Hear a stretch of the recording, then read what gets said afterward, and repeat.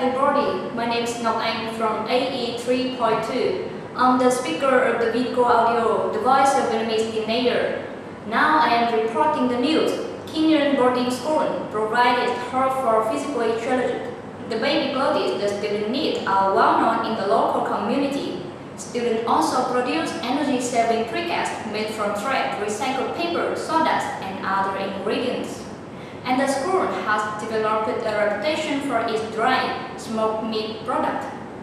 It's shown in the day in the life at Brighton Resource Center, a boarding school that teaches deaf and blind young Kenyan from across the country a variety of skills they can use to earn a living. Instructors, most of whom are graduated or are themselves physically challenged, work with students to instruct areas as animal husbandry, poultry rearing, tailoring, organic fertilizer production, and reforestation.